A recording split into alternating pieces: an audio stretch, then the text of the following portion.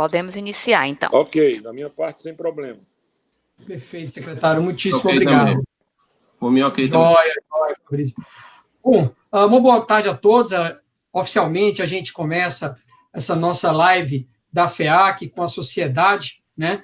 Uma iniciativa que começou na semana passada. Esse é o nosso segundo momento, um momento muito demandado pelos nossos docentes, pelos nossos técnicos administrativos, porque a gente entende que daqui a pouco a gente vai estar na linha de frente do combate, não da crise de saúde pública, propriamente dito, mas da crise econômico-social, e a gente vai ser muito demandado, e esse é um momento muito oportuno para a gente aprender, refletir, não é? Se reciclar, e nada mais justo do que ouvir não apenas outros acadêmicos de outras universidades, como policymakers, empresários, e hoje, em especial, uma dupla que está ali na frente da batalha agora e vai continuar por alguns anos, porque essa batalha econômico-social não demora meses, a gente conta ela em anos, não é?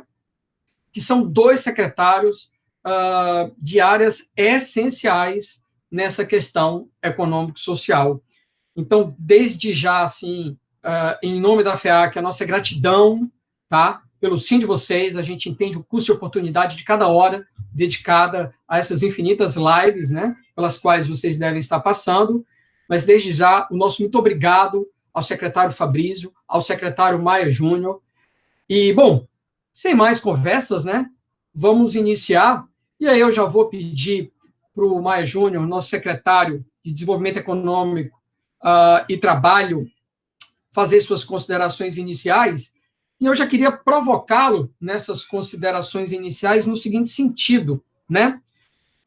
Como existem outras perguntas que vão tocar no mercado de trabalho, eu vou tocar no termo desenvolvimento da sua secretaria, secretário, no seguinte sentido: crescimento normalmente a gente entende como sendo uma coisa mais de curto prazo, desenvolvimento um pouco mais de médio, longo prazo, e na minha humilde opinião, talvez alguns dos pilares mais importantes para esse desenvolvimento não é recuperar o PIB daqui para o ano que vem, mas no médio prazo, aí, longo prazo, 5 anos para frente, ou coisa parecida, alguns elementos podem ser fundamentais, né? Ciência, inovação, para isso temos as pastas específicas para isso. Mas tem um elemento que eu queria saber se o Estado está olhando, e eu advogo que vai ser fundamental nessa recuperação dos próximos anos. O que o Estado está pensando em termos de insegurança jurídica, redução de insegurança jurídica, para poder, depois que a crise for se acalmando, se destacar e conseguir captar investimentos estrangeiros diretos de maneira mais fácil, a um custo mais baixo, atrair não só investidores da iniciativa privada, como reativar para a diplomacia, porque se não entrar dinheiro de fora, numa crise de liquidez, de pouco dinheiro, vai ser difícil, ou um pouco mais difícil, desenvolver. E acho que um elemento fácil, crucial, vai ser insegurança jurídica bem trabalhada, para esse dinheiro poder jorrar aqui para dentro. É com essa provocação que eu queria ouvir o secretário Maia Júnior, a quem já agradeço novamente, queria ouvir suas considerações iniciais.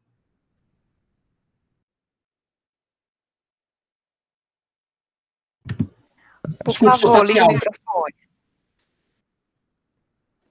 Primeiro, meu agradecimento aí pelo convite. Também queria aproveitar e cumprimentar a todos, cumprimentar o colega Fabrício, né, que está aqui conosco. É um admirável quadro público que eu encontrei quando voltei ao Estado há 3 anos.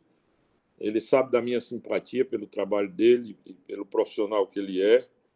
É bom quando a gente chega, depois de uma temporada fora, eu passei 10 anos fora do governo, e encontra algumas peças relevantes.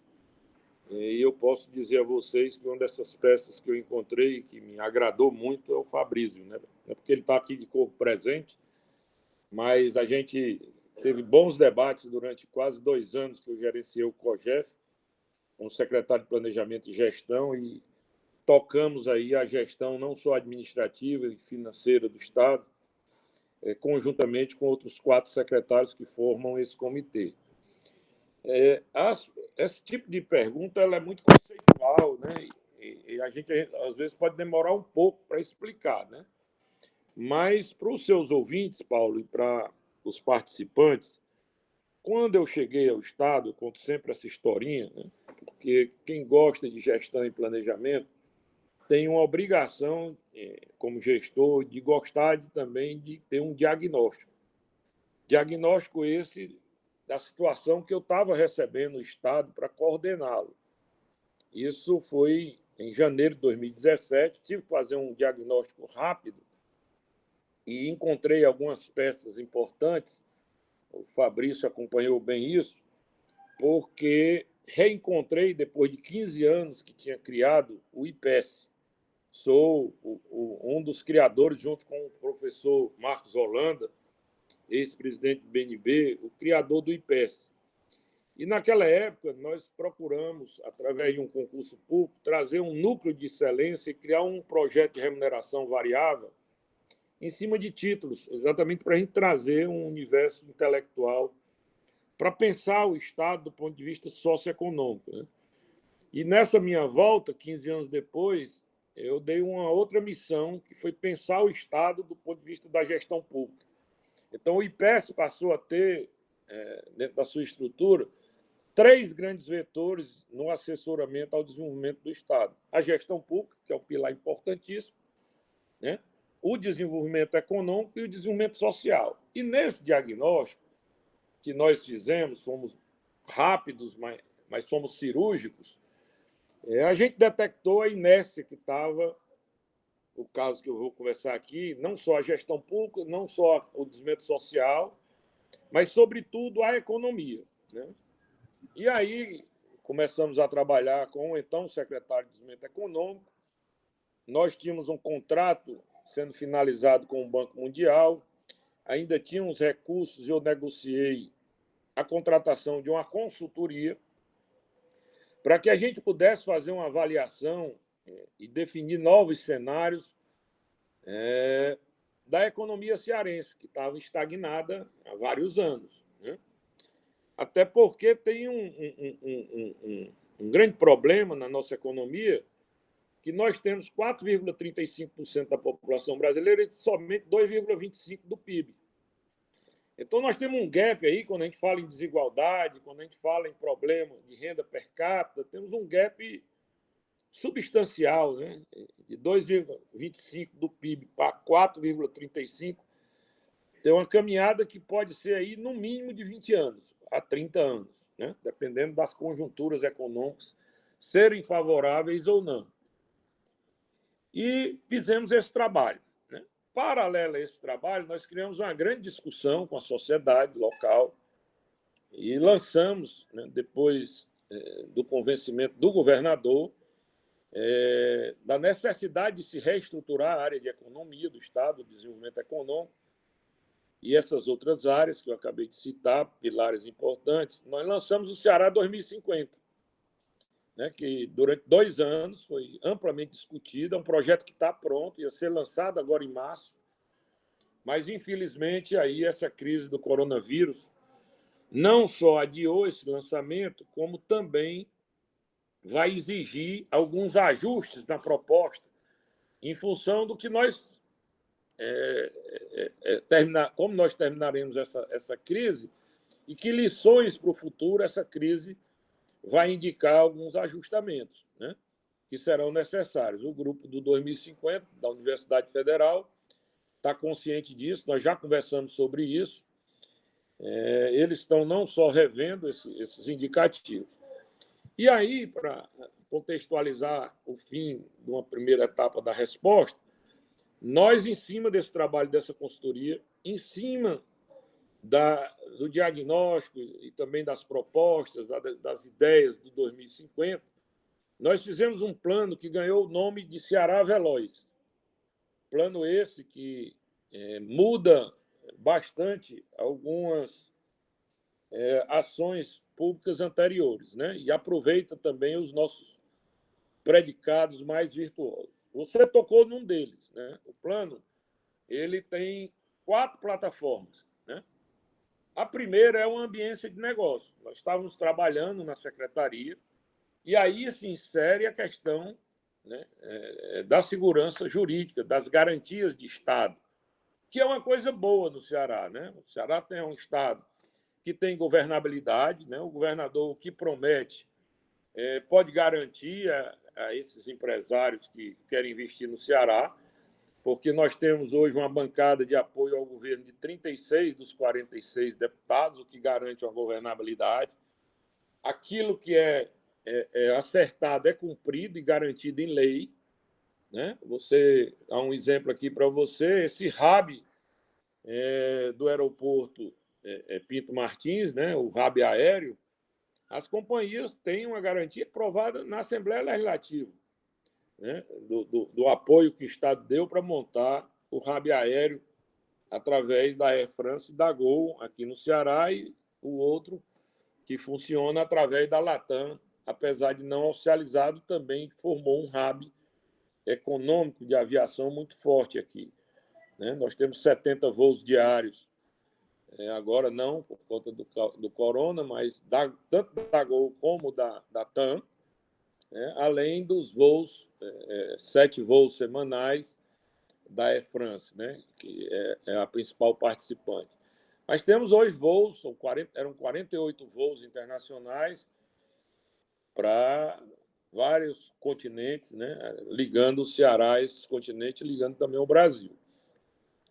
Então, nós montamos a primeira plataforma, que era melhorar o ambiente de negócio, né? Nós estamos aí com uma revisão completa da política de incentivos pronta, discutida e negociada internamente no governo, mudando completamente a lógica que, apesar de inovadora há 40 anos atrás, exigia uma mudança em função dessas transformações que estão acontecendo na economia do mundo, né? Então, tem essa plataforma. Uma outra plataforma muito importante, né, é a estrutura de capital humano e de pesquisas que nós temos, né? Hoje nós temos aí uma rede de universidades, são 8 universidades. Eu falava sempre em 13, mas outro dia me deram uma cutucada, chegou o 14º, 14 centros universitários, 34 IFCS, tem 2 FATECs, que são universidades tecnológicas gerenciadas pelo Estado, né? Dentro desse contingente, o que está ajudando muito a transformar esse novo Ceará, né? Então, essa é a segunda plataforma, né? Que é de base de inovação e tecnologias, né? Temos hoje uma quantidade boa de doutores, até o Tarcísio Pequeno hoje fez um artigo no jornal O Povo nominando essa estrutura científica no estado do Ceará, que é muito importante para o desenvolvimento dessa economia moderna, que é pautada em cima de inovação e novas tecnologias. Uma outra plataforma que eu acho que é a que mais se desenvolveu no Ceará nos últimos anos, né? Me perdoe só, na plataforma de educação, né? E ciência e tecnologia e capital humano, também temos uma rede profissional invejável, né? Não só o Sistema S, como também 122 escolas profissionais implantadas no Estado. E os avanços da educação que todos conhecem. E, por último, tem a plataforma de infraestrutura, né? Que o Ceará hoje tem, do ponto de vista regional, né? Eu gosto sempre de olhar os benchmarks primeiro na região. Nós estamos competindo primeiro aqui no Ceará para suplantar Pernambuco e, quem sabe, né, futuramente, brigar de igual para igual ou suplantar o estado da Bahia, do ponto de vista econômico, né? Depois que a gente ganhar esse jogo, que vão levar alguns anos, e criar riqueza, eu acho que a gente pode pensar em brigar com outros benchmarks nacionais e começar a se equiparar com alguns benchmarks internacionais de países que lograram êxito numa política econômica e de desenvolvimento, né? Então, essas 3 plataformas, né? O ambiente de negócio, a ciência e inovação e tecnologia, a plataforma de capital humano e educação e a de infraestrutura, formam 4 bases que a gente estava trabalhando, implantado isso já, para atrair os investidores ao Ceará.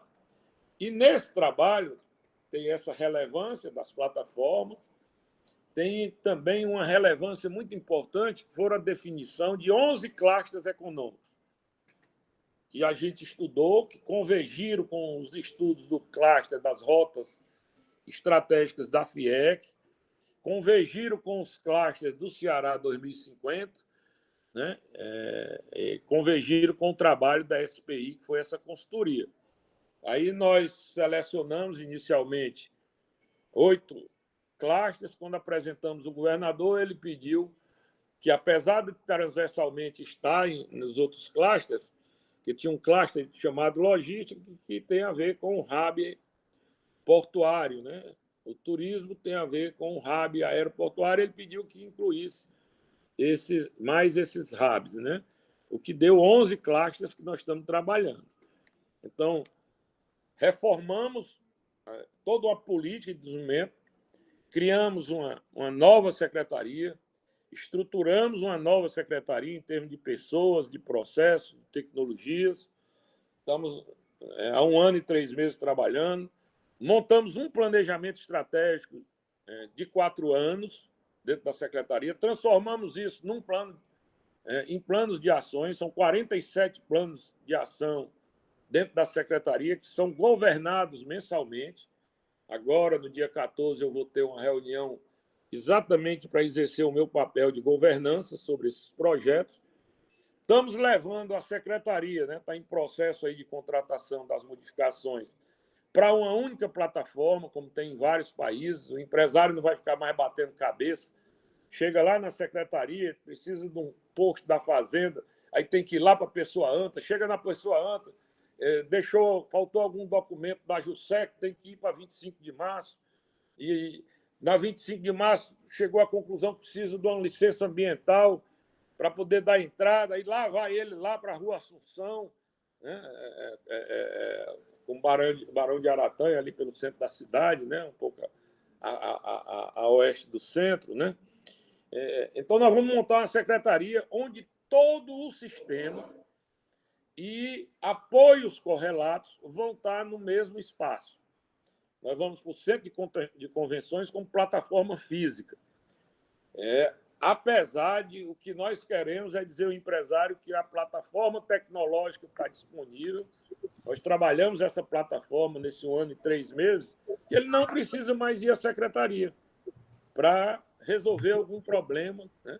Seja na JUSEC, com a Rede Sim, que está toda informatizada e que integra vários órgãos públicos do estado do Ceará, seja para tirar uma guia de transporte de animal na Adagra. Eu estou citando aqui algumas coisas que vão facilitar a vida. Ou seja, nós vamos oferecer aos empresários uma plataforma fixa, única, né, presencial, e uma plataforma digital. Então, esse trabalho já estava em curso. Eu diria a você que hoje ele já tem mais de 80% do programa implantado e estruturado.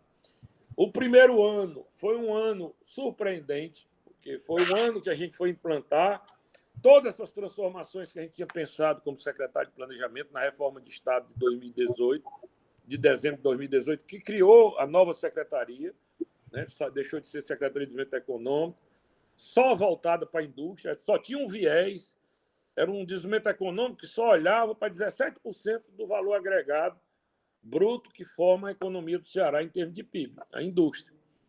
Né? Essa nova secretaria ela trouxe um arranjo de 4 secretarias executivas, né? Uma de Comércio, Serviços e Inovação, uma de Empreendedorismo e Trabalho, uma só de Indústria, como era o único viés, era esse. Você pegar o atual arcabouço jurídico do FDI, você olha lá, só tem incentivo para a indústria. Tá? É como se o industrial do Ceará fosse a cocada preta da economia. E não é mais, né? Já foi. Apesar de eu ser um defensor de uma indústria forte, competitiva, produtiva e tecnologicamente atualizada. E uma secretaria que é 77% da nossa economia, perdoe, eu já falei, comércio, serviço e inovação, que é 77%, a indústria com 17%, o trabalho e empreendedorismo, que é transversal, e a agricultura, o agronegócio, os grandes negócios da agricultura cearense, né? Porque nós temos aí um espaço de ganhar aí uma relevância, né? Com essa economia de frutos tropicais, sobretudo agora que eles estão entendendo que tem que gerenciar melhor os recursos hídricos com novas tecnologias, agregar valor, que é o que a gente defende, buscando exatamente uma genética de melhor valor agregado para a gente produzir frutas de alto valor agregado no Ceará. Temos aí uma estrutura que está crescendo muito bem no Ceará, que é a de proteína, no caso a pesca, né? A indústria da pesca, que está aí avançando muito bem aqui no estado, não só de camarão, não só a pesca da lagosta, a lagosta viva, mas também a pesca de atum, que ganha uma relevância. 3 indústrias no Ceará em um ano de trabalho, isso é bastante relevante. Estamos trazendo aí grandes produtores, né, de pescados para consumo na Europa, né, que é o caso da Jaelsa, que é espanhola da região da Galícia, né, que está aqui já no Ceará com 3 fábricas, uma implantada e 2 em processo de implantação. Então, e tem ainda, né, a questão de rosas, né, que está sofrendo muito agora nessa crise, por causa do comércio fechado, e flores, e tem uma pecuária muito forte, né? O Ceará é hoje a segunda maior pecuária do Nordeste, né? Na cadeia de proteína, a gente tem um bom espaço aí com a avicultura, com a suinocultura. Não temos aqui condições de criar proteína através do gado do ponto de vista extensivo, né? Então, essa reforma vinha avançando bem, e a gente tinha chegado, no primeiro ano de trabalho, né, primeiro, a um PIB de 2,11, muito significativo, quase o dobro do Brasil, e tínhamos, no último trimestre, alcançado, quando comparativo com o último trimestre de 2018, um crescimento superior a 4%. Estava respondendo a indústria, estava respondendo a agricultura, e estava respondendo esse mercado de serviços, sobretudo em cima desses hubs de turismo, né? O turismo estava avançando muito bem no Ceará, e também nessa questão da inovação, esses hubs tecnológicos, né? Nós atraímos. Hoje, o Ceará é o segundo ponto de conexões de cabos óticos submarinos do mundo, né? Nós temos hoje 14 instalados, temos 5 em construção. Com esses 5 cabos novos em construção, o Ceará passa a ser o maior entroncamento óptico do mundo, né? Ligando o Brasil a vários continentes. Isso está despertando uma indústria nova de telecomunicações, de TI, de conteúdo no estado do Ceará. Tem empresas aí ganhando destaques, sobretudo na indústria de conteúdo e de telecomunicações. Posso citar aqui a Arco, posso citar a BrisaNet, que são empresas que não têm 10 anos operando no Ceará e que já são bastante pujantes, né? Então, nesse primeiro ano, dentro desses clusters, a gente está revisando e atualizando para essas novas tecnologias a agricultura do Ceará. Estamos tendo dificuldade, como foi uma das perguntas que foi me encaminhada, a renovar a visão da área têxtil, mas tem empresários se movimentando. Secretário, se me permite, com relação às perguntas, desculpa, a gente vai já fazê-las ao vivo para o senhor, para não... Tá bom, então... tirar a oportunidade do professor também interagir com o senhor. Tem economias velhas, que a gente está trabalhando dentro desses 11 claro. Mas tem as novas, né, que, para satisfação minha, estavam dando grande resultado. Energias renováveis, o Ceará hoje tem os principais fabricantes do mundo, gerando muito emprego, geração distribuída crescendo bastante, 600 empresas de geração distribuída já aqui no Ceará funcionando. Esse hub tecnológico, como eu falei, né, a chegada desses grandes data centers, tínhamos mais 2 para anunciar nesse período agora de março para abril, e fomos surpreendidos, 2 grandes data centers americanos que a gente vinha trabalhando desde o primeiro ano. Então, a economia do Ceará, para finalizar a sua pergunta e não me alongar tanto, ela estava num processo de reestruturação e um novo caminho, e apontando grandes mudanças, o que me deixa uma expectativa que, pós-corona, pelo dever de casa que a gente fez, possa ajudar com as revisões que a gente tem que incorporar ao processo, uma economia que possa arrancar mais rápido do que outros estados, que a gente já tinha feito a base do trabalho, né? Precisamos agora ajustar aos resultados que nós vamos sair aí dessa crise do corona, com os aprendizados, para a gente ter uma economia que possa realmente crescer, como você disse, e se desenvolver. Porque nós precisamos sair dessa economia miserável, né? A gente está vendo agora o escancaramento dessa crise, que paga um salário médio de R$ 1.600 aos trabalhadores formais e de R$ 601 aos trabalhadores informais, em média, né? Temos aí uma PEA de 3.700 pessoas ativas, sendo 2 milhões de pessoas, né, que trabalham na informalidade. Então, nós precisamos rediscutir esses caminhos aí nesses novos 30 anos, com 2050, e aperfeiçoar o desenvolvimento e o crescimento econômico. São duas coisas bem diferentes, como você colocou no início. Maravilha, secretário. Muitíssimo obrigado. Eu confesso que eu fico mais tranquilo, mais esperançoso e ainda mais honrado do meu estado, eu que sou daqui, né? Acho que a maioria de todos nós. E acho que isso tudo é fruto de gestões dos nossos governadores, né? Um histórico de gestões muito competente, um histórico de governadores que entendem a importância de austeridade, entre outros pilares, né? Fabrício, meu querido, meu amigo pessoal, muito feliz em tê-lo aqui conosco. Muito obrigado também por ter aceitado. Fabrício, que é uma honra para nós, é da casa, é da FEAC, uma honra para o CAEM, mais precisamente. Fabrício, que agora está já há algum tempo, né, como secretário executivo do Tesouro do Estado. Meu caro, suas considerações iniciais, e aí só para apimentar suas considerações iniciais, tem umas pesquisas do Sebrae que perguntam para as empresas de vários segmentos quanto tempo elas duram fechadas, sem decretar falência. Quanto tempo elas duram, quanto tempo elas duram com dinheiro até zerar o caixa, melhor dizendo. Na média, no Brasil, 23 dias. Suas considerações em cima da seguinte pergunta. O Estado fez a conta de quanto tempo ele dura com esse isolamento, sem as contas ficarem tão ruins? Querido, obrigado. Suas considerações iniciais aí. Bem, boa tarde a todos. Eu queria agradecer ao professor Paulo pelo convite. É uma honra estar aqui também com o secretário Maia, que também é um profissional que tem um histórico muito grande no estado do Ceará, tanto na área pública como na área privada também. Agradecer as palavras.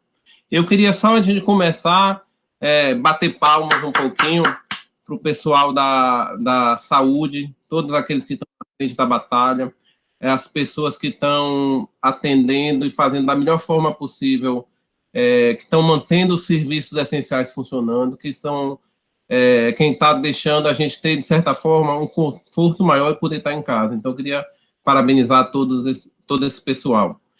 No que diz respeito às considerações iniciais, o professor Paulo estava conversando no começo, um pouquinho antes das 5 horas, perguntando se a gente já tinha visto alguma coisa parecida do que está acontecendo nesse momento.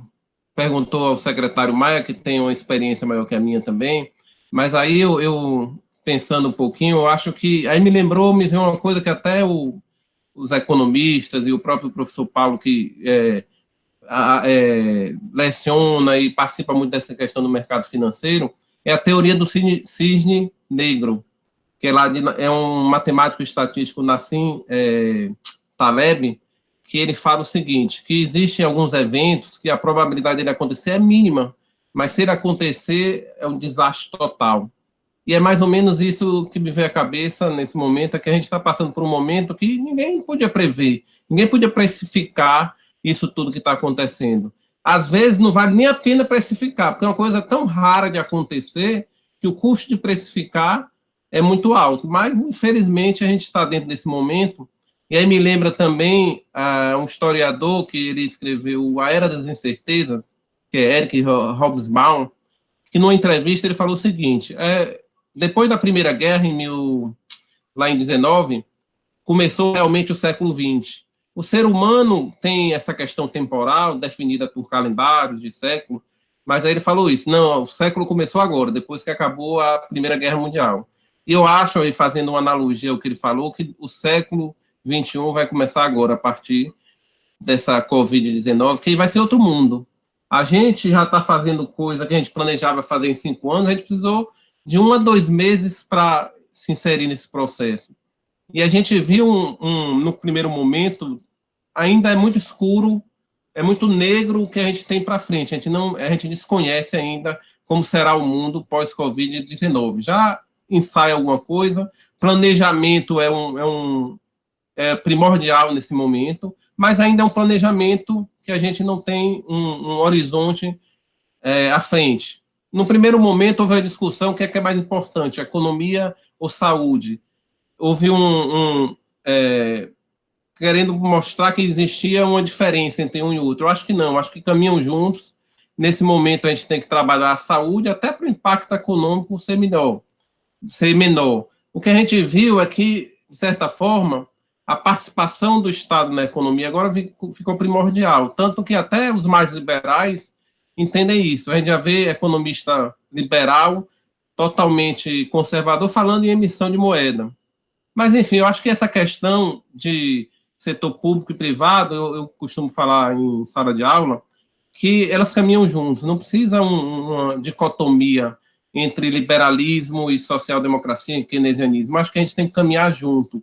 Até porque eu faço uma analogia, vamos supor que o setor público é o pai e o setor privado é o filho. Eu acho que quando o filho ele é inexperiente, ele é imaturo, ele não está desenvolvido, você precisa de uma participação maior do pai, que seria o Estado. Quando o filho vai se desenvolvendo, vai crescendo, se tornando eficiente, com pouca insegurança jurídica, um mercado que funciona bem, o pai vai se afastando, ele só precisa intervir e regular. Eu acho que essa analogia é muito boa, porque a gente vê aí que não, o setor público e o privado, eles trabalham juntos, e em determinados momentos um precisa participar mais, em outros momentos o privado precisa participar mais. O que tem que ter é gestão profissional, independente de ser público ou privado. E aí eu acho que o Estado do Ceará, como o próprio secretário Maia fala, ele parte na frente em muitos quesitos, no setor público, e também no setor privado, que eu sou baiano. Você falou que a maioria é cearense, mas eu sou baiano, e eu vejo aqui no Ceará uma questão muito forte na concorrência, na questão intelectual, na questão de se desenvolver. Então, isso é muito importante, tanto no setor público como no setor privado. Aí eu corroboro com algumas palavras do Maia, que eu acho que o Ceará tem tudo para, passado todo esse momento de tristeza, de incerteza, a gente sair na frente num caminho que a gente pode se desenvolver e partir na frente. Nesse momento, você provocou aí a questão das empresas, quanto tempo elas passam, seguram a sua liquidez antes de fechar. Eu acho que o Estado do Ceará tem feito um dever de casa muito bem feito ao longo dos anos. Eu já tenho 12 anos aqui, justamente nessa área de gestão fiscal, e essa cultura de sustentabilidade fiscal, de equilíbrio fiscal que tem no Ceará é muito boa. Então, a gente teve um ano de 2019 muito bom, que permitiu a gente estar com a liquidez que eu acho que a gente vai passar. Claro que teremos problemas de queda de arrecadação, mas o próprio governo federal, eu vou falar mais na frente, tem algumas medidas que vai dar um alívio para os estados, mas como o Ceará já tinha uma situação confortável, equilibrada, ele parte na frente. Porque imagine nesse momento de crise, o estado do Rio de Janeiro, o estado de Minas Gerais, esses estados que estão quebrados, mesmo com ajuda federal, vai servir só para tapar os buracos. Aqui a gente vai ter condições até de, talvez, planejar um pouco melhor a saída da crise, uma retomada na economia. Então, assim, eu acho que o Estado do Ceará, corroborando com as palavras do secretário Maia, a gente tem um bom caminho para sair da frente. Maravilha, Fabrício. Excelente, cara. Estamos confiantes aí junto com vocês nessa retomada mais rápida, né? Pós-crise, enfim. Vamos começar com a perguntinha do professor Érico, do DC, ele está ali inquieto. Acho que ele quer perguntar alguma coisa para o nosso amigo Fabrício. Érico, obrigado, querido. Boa tarde, Fabrício. Boa tarde a todo mundo. Tá? É um prazer estar aqui. Boa tarde, secretário. Seguindo um pouco até a pergunta do Paulo, Fabrício, e olhando para planejamento, toda essa questão, e o Estado do Ceará, como você colocou bem, a gente sempre teve um bom equilíbrio fiscal. Quais são os cenários, tá, que estão sendo desenhados? Tá? Ou seja, como é que a gente, desde o melhor cenário até o pior cenário, a questão da volta da arrecadação no Estado, como é que vocês estão enxergando isso? Quais são os cenários que foram trabalhados? Uma coisa muito importante quando a gente trabalha a gestão de risco é justamente essa questão dos cenários. A gente trabalhar com vários cenários. A gente tem projetado cenários conservadores, cenários moderados, cenários pessimistas, cenários otimistas. Então, a gente sempre trabalhando com fluxo entre receitas e despesa para verificar quais são os impactos de cada cenário. O que a gente tem trabalhado em relação à própria arrecadação, o que eu percebo é que no curto prazo, até complementando algumas coisas que o secretário Maia falou e as minhas considerações iniciais, muitas empresas realmente vão quebrar. Mas é uma mudança de paradigma muito grande que a gente está tendo nesse momento, que o mundo pós-Covid ele vai ser diferente, totalmente diferente. Enquanto os setores vão sucumbir, outros nascerão. Eu acredito que muitos de vocês devem estar assistindo outros tipos de live de cantor sertanejo, live de Ivete Sangalo. Vocês perceberam que a gente não tem aqui ainda não, porque a gente não é tão profissional como os produtores lá da Ivete Sangalo. O baiano não vai brindar a gente com a cantoria baiana hoje. Vou não, sou péssimo. Mas vocês perceberam que todas as lives agora tem um profissional lá que faz em libras. Então, já existem mercados novos que estão aparecendo no sentido tecnológico, a questão digital vai surpreender. Eu vi uma reportagem outro dia falando do Zoom, do cara que criou o Zoom, que é um desses de encontro virtual, ele já está milionário. Setor de energia, setor de comunicação ainda tem conseguido manter um certo nível de lucro. Então, por mais que a gente veja um cenário negro no curto prazo, eu acredito que vai ter uma mudança tão grande na economia que a gente vai se adaptar e novas profissões vão surgir, novos tipos de empresas vão surgir e no médio e longo prazo isso vai ser recuperado. No curto prazo, aí a gente, no estado do Ceará, tem trabalhado forte com a questão de otimizar a qualidade do gasto, do que a gente pode gastar. Um grande foco é saúde. A gente tem, como o secretário Maia falou, o COGEF, que na minha visão, é uma das grandes instituições do estado do Ceará no que diz respeito à gestão fiscal, onde a gente analisa semanalmente todas as decisões. Agora, então, principalmente, toda semana a gente se reúne e analisa a situação para tomar as decisões para mais uma semana. E assim vai, criando cenários e oportunizando a gente passar por essa crise sem grandes transtornos. Nesse sentido, é claro que, como a gente sabe, o Ceará também não está...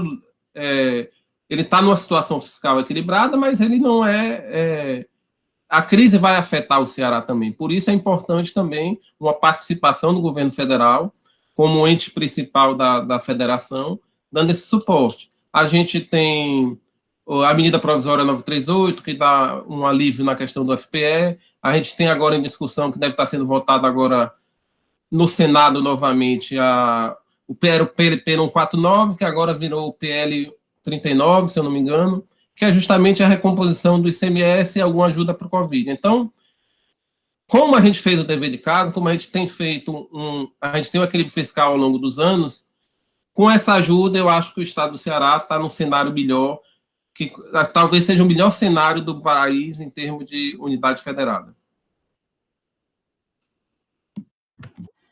Maravilha. Obrigado, Fabrício. Acho que o Fabrício tem muita propriedade para falar sobre essa questão do lado fiscal do Estado, não só pelo seu cargo no governo, mas pelo estudo que vem desempenhando. Tem um trabalho dele muito bom sobre a solvência da dívida do Estado. Então, fico feliz que tenha muito capital humano no governo, pensando esse lado fiscal que, claro, é tão importante e que vai ser, obviamente, muito abalado agora nessa crise. Muito bem. Eu acho que agora é um momento bom para a gente falar com o professor Paulo Neto, lá do CAEM, meu xará. Querido, obrigado por estar aqui conosco. Que imagino que ele tem aí uma pergunta para fazer para o Maia Júnior aí, o secretário. Secretário. Muito bem, boa tarde a todos. Está ouvindo, Paulo? Tá bom o som? Beleza. Boa tarde a todos, boa tarde, secretário Maia. Boa tarde, Fabrício. Há quanto tempo eu não lhe vejo, né, Fabrício? Boa tarde, tudo bem? Se vê pelos corredores de sala de aula, tudo bem? Tudo boa bom. tarde aos colegas, Paulo, Daniele, que eu estou vendo aqui, o Marcelo e o Érico. Primeiro aí parabenizar o Paulo pela iniciativa e falar que, sinceramente, esse foi um momento assim muito produtivo assim nesse momento aqui de tensão, né? As informações trazidas e o debate aqui foi muito produtivo, especialmente para mim, que a pergunta que foi pensada era baseada numa estrutura bem tradicional, ou seja, pensando que a economia do Ceará passou nos últimos 5 anos, esse ano agora foi talvez o ano de inverno bom, o ano passado foi um inverno bom, mas passou por uns 5 anos de muita seca, né? A economia, a produção pecuária ficou muito abalada. O setor da indústria vem sofrendo há muito tempo uma competição muito forte, a globalização, os chineses, né, já vem competindo por muito. E agora essa crise toda abalou o que a gente tinha de bom, que era o setor de serviços, né, o setor de turismo, que era o nosso ponto forte da economia. Então, a minha pergunta antes de terminar a pergunta, eu vou só fazer um comentário, mas a pergunta era baseada no seguinte, nessa estruturação ainda aí, e a questão da crise fiscal dos estados, né, como é que a gente poderia ser otimista com a economia do Ceará? Mas eu tenho só um comentário para fazer antes disso, que o Fabrício tocou no assunto, da questão aí do papel do Estado, o Estado e a economia privada, e, de certa forma, o Maia Júnior tocou nesse assunto de maneira exemplificando, não é? Ou seja, a gente tem a ideia de que o Estado, ele é o Estado que faz tudo, ou é a economia que é livre, né? Essa crise está mostrando que nós vamos sempre depender de alguma hora do Estado. As pessoas sempre pensavam que o Keynes tinha morrido, mas o Keynes, de vez em quando, ele sai do caixão e aparece aí com as ideias antigas dele, né? E dizendo que, olha, as minhas ideias não estão totalmente mortas, eu estou ainda por aí. Ou seja, a gente tem que, algumas horas, ter uma atuação forte do governo.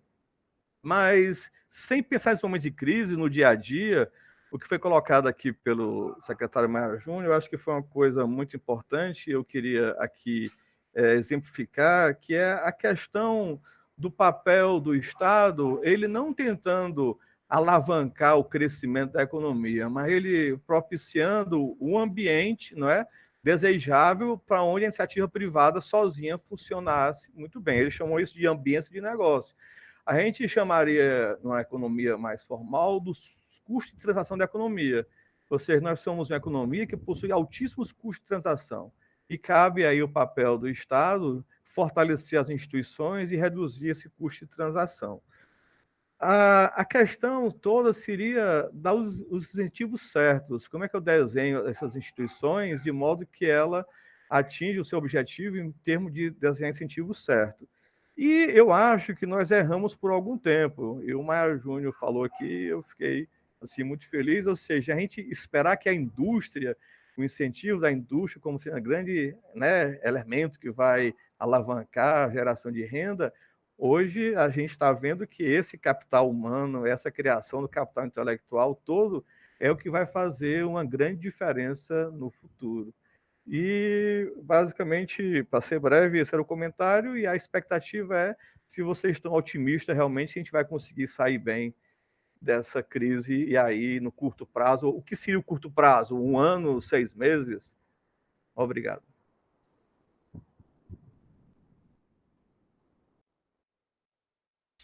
O senhor está sem microfone, secretário. Perder, né? Até porque eu acho que é um dever do agente público, né?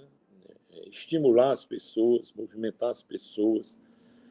E a gente pregar aí um pessimismo em função de uma realidade, de uma crise cruel que nós estamos vivendo, talvez não seja muito nem da minha pessoa. Eu sou uma pessoa sempre otimista. Mas também sou uma pessoa muito realista, né? Pela minha franqueza, pela minha busca pela verdade, pela transparência sempre. Eu não posso perder o meu realismo, né? Eu procuro trabalhar sempre em cima de fatos, né? De dados, para tomar decisões, né? Eu, particularmente, o que eu vejo, o Estado cearense, ele vai ter um baque tremendo, né? Uma das confidências que eu vou colocar aqui para vocês conhecem, eu sou um ator, né, na área pública e na área privada do Ceará, mas na área pública eu já vou atravessando aí 6 secretarias de Estado, um cargo junto com uma secretaria que fazia a gestão do governo, que era a Secretaria de Planejamento, de 2003 a 2006, quando eu fui vice-governador. 6 secretarias, um cargo de vice-governador, fora outras áreas públicas que eu contribuí, né, na área de engenharia. E atravessei 5 governos, né? E como foi dito aí pelo o Paulo na abertura, né, esses governos fizeram uma grande transformação no Ceará, apesar de não atingirmos ainda os nossos maiores sonhos de ver uma sociedade equilibrada, né, com redução de desigualdades, com pujança econômica, com capacidade de inovar, com capacidade de atrair e reter talentos. Eu ainda não consegui ver esse Ceará que eu desejava. Apesar de, nesses 30 e poucos anos das mudanças no Ceará, através da liderança, né, insofismável do Tasso Gereissati, que é um dos grandes responsáveis por essa transformação do Ceará, as minhas noites têm sido terríveis, porque a primeira reflexão que eu faço é olhar para trás o que nós caminhamos e que, de certa forma, nós vamos perder nesse momento, né? Não vamos perder tudo, mas nós vamos ter um abatimento muito forte, não só econômico, né, na história recente do Ceará, não só fiscal, e também social, né? Porque essa crise, além das demandas de saúde que estão escancaradas, que nós estamos aí enxergando no mundo inteiro, não é só no Ceará, nem é só no Brasil, um escancaramento, né, do atendimento à demanda universal de saúde, né? Esse é um problema que está escancarado para nós. O outro que está muito escancarado no Brasil, e no Ceará não é muito diferente, né? 50 milhões numa fila da Caixa Econômica para receber uma ajuda de R$600 é um quarto da população brasileira. Também está escancarando a vida desses mais vulneráveis. Nós vamos sair com um dever, se é que nesse país os políticos têm responsabilidade com sua população, que têm respeito pela dignidade humana, nós não podemos sair iguais nem na área da saúde, nem no atendimento aos mais pobres, seja no processo de assistência, seja na melhor capacitação dessas pessoas, e de preparar um Ceará que possa trazer oportunidades para elas. Essas duas contas, para mim, elas já são muito relevantes. Mas nós vamos sair, como disse o Fabrício, né, com a fratura fiscal, sem a menor dúvida, e vamos sair com uma forte fratura empresarial, né? O setor produtivo do Ceará não vai sair disso sem fraturas, né? Logicamente que alguns vão conseguir imobilizar alguma coisa e conseguir chegar do outro lado do rio, que é o que eu espero, né? Mas a situação que a gente vinha, como você colocou, né, 7 anos sucessivos de seca, o melhor inverno é esse desse ano, os outros foram invernos de médio para baixo, né? Um país com transições políticas e democráticas confusas, né? Nesses últimos 7 anos, nós tivemos que depor um presidente, colocar um presidente de plantão, que prejudica a organização desse país, a retomada de uma organização melhor. E agora estamos assistindo aí, né, uma provável repetição desse filme. Uma instabilidade, né, que está causando, num momento como esse, muito grande à população brasileira. Um momento grave, de dor, né, é um momento de dor. As pessoas estão desempregando, né? Já se falam aí em 2 milhões de desempregados, num contingente que já era de 12. Né? Uma crise econômica de 7 anos, que deixou os estados, a maioria dos estados, 14, em péssima situação fiscal. O Ceará escapava ali por uma tangente, porque não é incólume há 7 anos de crise econômica. Graças a Deus, né, transportamos esses anos para hoje de uma forma ainda equilibrada, como disse o Fabrício. Então, tem aí a fratura do Estado, tem a fratura das empresas para se recuperar. Essa crise, né, ela é uma grande incógnita e ela é muito invisível para todos. Né? Primeiro, porque a contenção da crise ela só se dará com a vacina. Né? O que a gente pode é controlar o fluxo da epidemia e adequar a infraestrutura hospitalar a esse fluxo. Né? Mas vão continuar tendo óbitos até que a gente possa ter uma disponibilidade de uma vacina. Quem fala em vacina, fala no mínimo de 12 a 18 meses. Né? Porque tem o desenvolvimento, tem o teste e tem a aplicação dessa vacina. Né? Então, nós vamos ter continuidade, né, por um bom tempo. Né? Se é de 12 a 18 meses, a crise vai ter que ser gerenciada do coronavírus por 12 a 18 meses. Do ponto de vista econômico, Paulo, nós levamos aí 7 anos, né? No caso do Ceará, em dezembro de 2016, no PIB que sai em março do ano seguinte, nós terminamos a conta desse período de crise entre meados de 2013 até 2016, nós terminamos com um negativo de menos 10 na riqueza do Ceará. Somente o ano passado, né? Ou seja, levamos 17, 18 e 19 para pagar essa conta, praticamente 0 a 0. Né? Com os 2%, talvez a gente migrou para 2020 aí com um resultado a favor aí em torno de 1%. Né? Pagamos a dívida anterior, mas se mantivemos com a economia, né, em níveis de 2014. Nós apenas o ano passado zeramos de 2014 até 2019 a situação da riqueza do Ceará, do valor adicionado bruto da nossa riqueza. Né? Estávamos muito animados que o processo de recuperação era em 2020 para frente. Né? Como falei agora há pouco aqui na abertura, esse processo de reestruturação, de uma nova secretaria, de uma nova estratégia e de uma nova ação, né, para poder buscar novas economias, novos segmentos econômicos.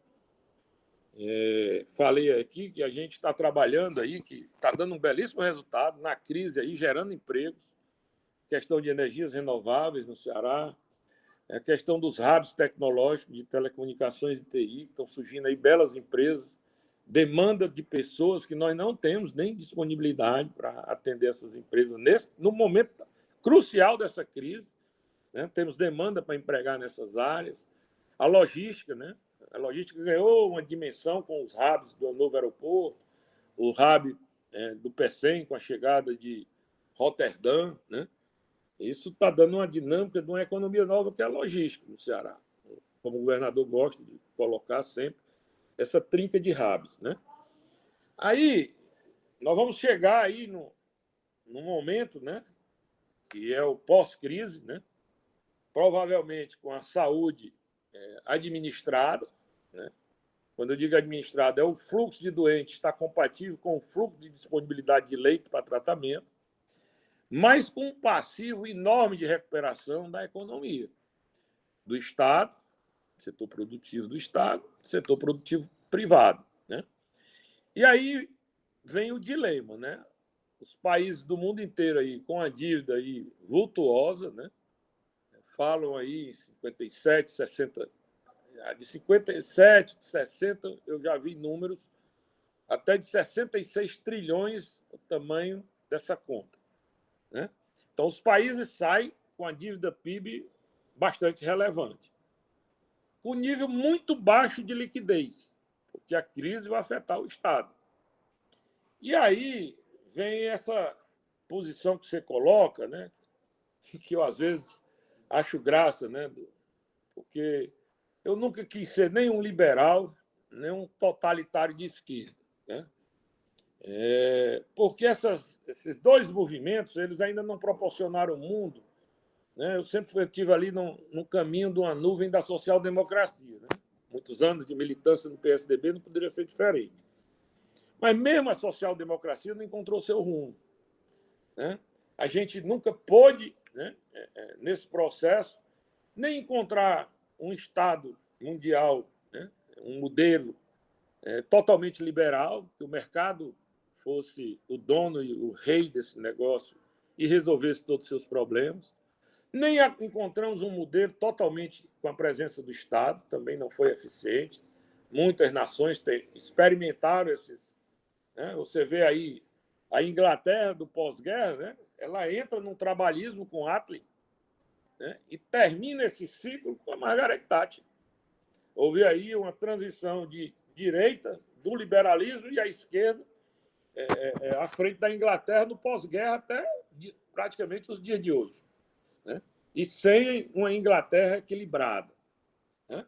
A Alemanha talvez foi mais pragmática, né? Sobretudo que tinha uma base de inovação tecnológica muito interessante, empresas mundiais de muito valor, se recuperou depressa. Mas teve também muita ajuda, né, nessa recuperação. A França ainda vive essa dúvida, né? Nós somos esquerda, nós somos centro, o que é que o francês é, né? E ainda não se encontrou. A Itália nem se fala, né? A Itália do fascismo não conseguiu se equilibrar. Portugal ali fez um modelo, né, entre a esquerda e a direita, encontrou um caminho e está sobrevivendo, depois da crise de 2008, né? O Brasil, eu particularmente acho que nós vamos precisar muito do Estado nesse momento. Mas que Estado nós teremos para, como você colocou, né, sustentar uma política de recuperação, sobretudo com investimento, né? Não vou dizer aqui que tem que adotar o modelo keynesiano com grandes investimentos públicos, né? Agora, isso vai ter uma transição, na minha opinião, que, Paulo, eu acho que a largada tem que ter o Estado, né? Como?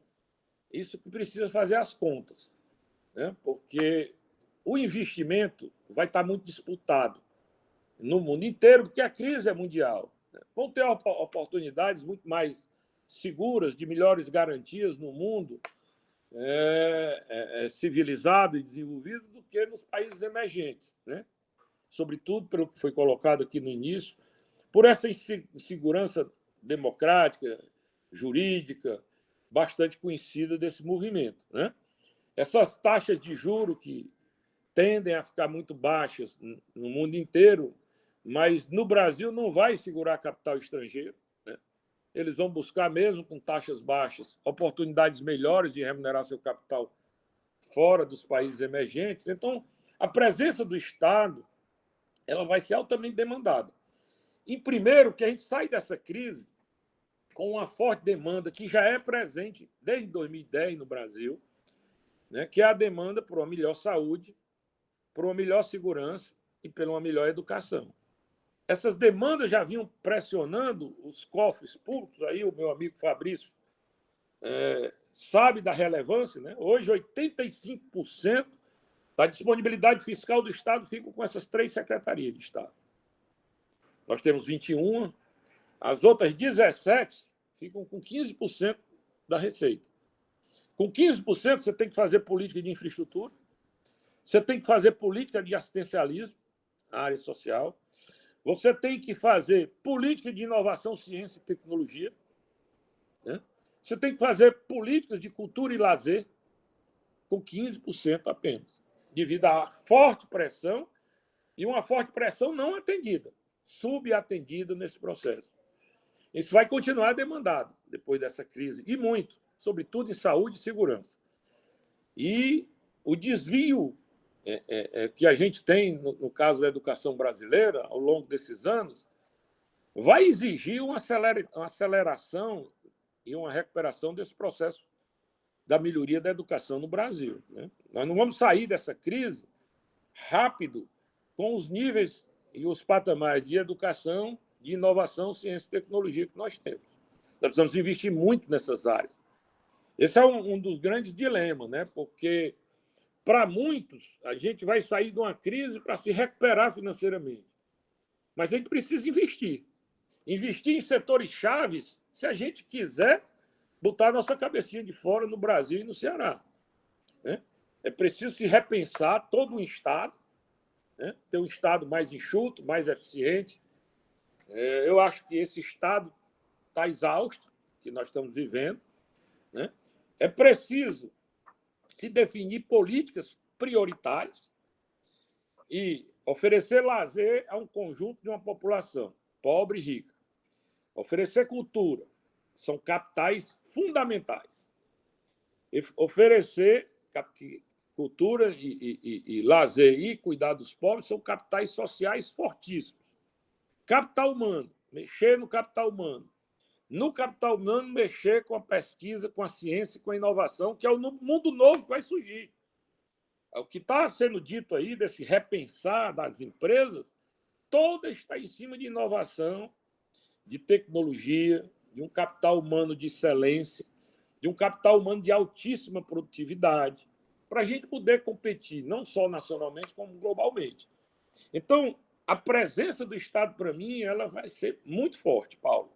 Não sei se ele tem capacidade de financiar essa alavancagem inicial para, aí sim, ganhar, né, a confiança do mercado e dos investidores privados, para a gente ir substituindo essa tarefa de recuperação da economia brasileira e cearense pelo capital privado. E nós, do Nordeste, que temos deficiência muito grande, né, na área de capital humano, na área de infraestrutura, vamos precisar muito da presença pública, ao contrário de alguns estados do Sudeste. Achar que nós vamos construir as estradas, que nós vamos completar essa estrutura de recursos hídricos necessária para o desenvolvimento do Ceará. Energia, eu acho que até a gente já encontrou aí bastante avanço com a privatização da Coelce, com o nível de investimento que tem no Estado na área de energia, e deve vir investimentos fortes na área de gás, né? Mas temos aí um desafio enorme de saneamento. Achar que a companhia de saneamento que sai desse processo, com a eficiência que tem, será capaz de bancar os outros 50% de redes de infraestrutura de saneamento básico da população cearense, 50% tem, 50% não tem, né? Precisa ser dito isso. Achar que nessa situação o setor privado vai derramar dinheiro e vai construir essa rede de saneamento, né? A nossa sorte é que a gente está com um porto estruturado, com capacidade ociosa, porque ele está pronto, uma terceira etapa, com um aeroporto pronto, né, com capacidade ociosa para o crescimento, né, que vai vir, se Deus quiser. A gente tem que estar otimista que a gente vai conseguir crescer, se desenvolver e gerar oportunidades de trabalho, né, nesse processo novo para nós, no pós-crise, né? E temos que buscar empresários, né, que sejam mais empreendedores, que tomem risco. É preciso que a gente não socialize os prejuízos, né? Que a gente traga novos parceiros com a nova compreensão de como é que tem que ser o relacionamento deles com o Estado, como disse a Marília, que é professora na Inglaterra, né? Disse numa entrevista há 2 dias, não precisamos de parasitas, nós estamos precisando de parceiros para recuperar a economia do mundo. Parasita é o que nós estamos vendo hoje no dia a dia das discussões, né? Empresários que estão há 40 dias no confinamento empresarial, numa parte apenas da economia do Ceará, 25%, que se sentam com a gente, bacana, quando é que abre a economia? Como é que vai ser o refis de pagamento dos impostos que eu estou devendo? Quanto é que o Estado vai me dar para pagar a folha de pagamento? Esse tipo de parceiros não vai fazer a economia girar de maneira nenhuma. Então, Paulo, eu diria a você que vai ter um pouco de tudo nessa retomada, né? Vai ter um pouco de Keynes, sem dúvida, vai ter muito de Estado, né? Vai ter um pouco no início e depois, talvez bem mais, de setor privado, de investidores que têm o capital do mundo na sua mão, né? Que estão atrás, ávidos por bons projetos. E uma certeza que eu tenho, Paulo, e tenho muito medo que isso aconteça, é que esses empresários comprem por um preço vil, pelo que a gente está vendo aí nas bolsas, dólar batendo 5,70 hoje. Acabei de ver aqui, né, um cliquezinho aqui que anunciou que o dólar hoje fechou na sua mais elevada valorização, né? O que nós vamos ver aí nesse pós-crise ainda vai ser uma necessidade muito forte de Estado, isso eu tenho certeza. Não sei se o sistema financeiro brasileiro e o Banco Central estão com disponibilidade para garantir o crédito necessário para a recuperação não só do Estado, como também da economia privada, das principais empresas que sobreviverem depois dessa crise. Mas, para fechar, eu digo para você que a tarefa será longa. Nós levamos 7 anos para crescer 10% e zerar a economia do Ceará, em termos de PIB. Quanto tempo você acha que a gente vai ter que levar para recuperar e fazer essa economia crescer e crescer de forma robusta? Num estado que há quase 15 anos cresce 2% ao ano, em média. De um país que não passa de 2,5% em média. Né? Então, o desafio será enorme. Eu confesso a você que eu não queria viver isso na minha geração. Né? Não queria estar sentado como secretário de Desenvolvimento Econômico. Né? Queria estar como engenheiro para ajudar a reconstruir esse Brasil, como ajudamos a construir a infraestrutura do Ceará. Mas, infelizmente, meu lugar é aqui, eu vou ter que me virar e aprender muito para poder ajudar o Ceará a pensar num futuro melhor, que é o que eu desejo para todo o nosso povo. Maravilha, secretário. Obrigado. É uma missão difícil, certamente. É uma crise que não parece que não está nos livros textos, né? Oi, Fabrício. Só uma provocação aí para os alunos do CAEM, da FEAC. Quem sabe não surge... Provocação boa, em termos científicos de pesquisa. Quem sabe não surge um novo Keynes. 100 anos atrás, Keynes estava começando uma crise gigantesca. Quem sabe não surge um novo Keynes, um novo economista, um novo modelo econômico por aí. Deus lhe ouça, viu, meu caro? Deus lhe ouça. Fabrício, pela avançada hora, querido, queria pedir gentilmente, se possível, que você fizesse suas considerações finais à luz de uma pergunta que o Rafael Barbosa, que é um professor nosso da economia, fez. Rapidamente tentar, se possível, contextualizar as principais medidas aí da Cefaz para aumentar a arrecadação tributária, claro, nesse período pós-crise, querido. Se você puder fazer em 5 minutinhos, eu agradeço. E daqui a pouco o pessoal vai ter aula também. Obrigado, Fabrício. Certo. Só comentar algumas coisas. Eu vou fazer rápido, acho que eu consigo em 5 minutos. Em relação a algumas palavras do secretário Maia, da questão do... que leva em consideração até essa questão da arrecadação tributária. Como eu falei antes, eu acho que o mundo daqui para frente vai ser um mundo totalmente diferente, onde a gente precisa, Secretaria da Fazenda, aliás, administrações tributárias em geral, vão precisar rever seus conceitos e ver as oportunidades, onde que o Estado vai precisar agir para arrecadar, para conseguir esses recursos para melhoria da qualidade de vida da população. Nessa crise, a gente viu um fator que ficou muito claro, é a desigualdade social que a gente tem, não só no Brasil, como no mundo. A gente vê nos Estados Unidos a quantidade de morte decorrente, principalmente dessa desigualdade social. E aí, fazendo um contraponto a toda essa discussão que a gente está tendo em relação a Keynes, a liberalismo, é a Holanda. A Holanda tem sinalizado que ela vai tentar seguir modelos até de decréscimo de PIB.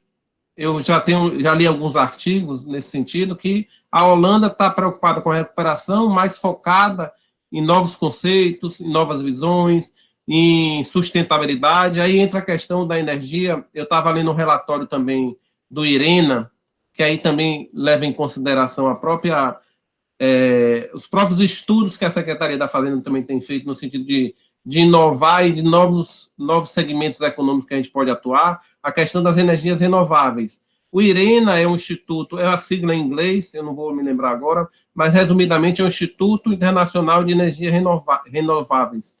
Ele tem um relatório que eu posso até tentar disponibilizar para você depois, mostrando que uma grande possibilidade de crescimento econômico na saída da crise é através das energias renováveis. E a gente aqui no Ceará, a gente tem o vento e o sol, que é muito forte. Então, eu acho que é um papel tanto da Cefaz como de vários outros órgãos do governo, estudar uma forma de monetizar a energia solar e a energia eólica. Isso vai trazer, eu acho, ganhos de escala, ganho de inovação e ganhos, consequentemente, ganhos de arrecadação para o Estado do Ceará.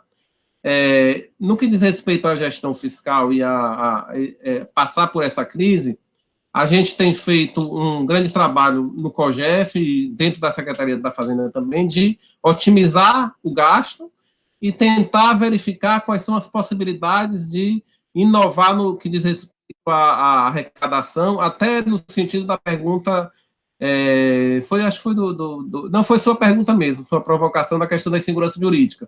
Melhorar a relação e a ambiência de negócio para facilitar esse trânsito no que diz respeito aos tributos entrarem nos cofres públicos. O Estado do Ceará, como eu falei, teve um 2019 muito bom, e como o próprio secretário Maia também falou, a gente tinha expectativa muito boa para 2020, a gente teve um resultado primário de 2 bilhões em 2019, um superávit primário, uma receita corrente líquida que fechou quase em 21 bilhões, a gente cumpriu todos os requisitos da Lei de Responsabilidade Fiscal, a gente tem um endividamento baixo, relativamente baixo, no que diz respeito aos indicadores que a gente tem no Brasil, vai aumentar um pouco até pela questão do dólar, que uma parte da nossa dívida é dolarizada, e com um dólar de 5,70, eu acho que qualquer dívida lastreada em dólar vai pipocar, né? Então, a gente tem todo esse caminho para seguir, todo esse desafio no que diz respeito à gestão pública, mas é fazer o dever de casa, é tentar planejar. Eu acho que planejamento e transparência são duas palavras que a gente tem que ter nesse momento para a gente identificar as possibilidades de ganho, as possibilidades de parceria, porque a arrecadação tributária há muito tempo deixou de ser a questão do leão abocanhando aquele recurso. Eu tenho uma visão que tem que trabalhar junto, tem que ser parceiro. Eu acho que a Cefaz ela tem que analisar o balanço das empresas, porque se aquela empresa está ruim e vai fechar, isso é ruim para o Estado também. Então, o Estado tem que ter um papel mais ativo no que diz respeito até a verificar quais empresas realmente estão precisando de incentivo, junto também à questão da SEDET, que está totalmente ligada ao incentivo fiscal, e verificar de que forma a gente pode melhorar essa parceria entre Estado e setor privado para a gente conseguir alavancar as receitas públicas, porque as receitas públicas nada mais são de uma parte da riqueza privada que a gente vai transferir para as pessoas que mais precisam, e quanto menor desigualdade a gente tiver, isso é um círculo virtuoso, na minha opinião. Aí, até lembrando as palavras do professor Paulo, Keynes volta sempre. Então, quem tem uma maior propensão marginal a consumir, normalmente é aquela pessoa que tem uma renda menor. Então, esse consumo eleva a riqueza, eleva o produto, então é um círculo virtuoso que a gente precisa ter na questão econômica, e claro que eu acredito também que a gente vai passar por momentos de mudanças de modelos econômicos. Eu acho que a gente fala, eu brinquei aqui na questão de surgir um novo Keynes, mas eu não duvido não, eu acho que a gente caminha, até porque mesmo antes da Covid, as teorias econômicas vinham sendo questionadas, porque, como o secretário Maia falou, a gente já foi de esquerda, de direita, e a gente não encontrou um modelo ideal. Eu sou muito do equilíbrio também, mas eu acho que novas ideias vão surgir, aproveitando as ideias boas que tem no liberalismo, que tem no keynesianismo, que tem na social-democracia. Eu acho que a gente tem que aproveitar tudo de bom, e é o momento para a gente se unir, para encontrar parcerias, para passar por isso com calma, com planejamento, e eu tenho certeza que a gente vai passar. O Estado do Ceará está preparado para isso, o governo do Estado tem tomado as ações necessárias para a gente passar por essa crise, tanto em termos de saúde pública, como em termos de saúde fiscal.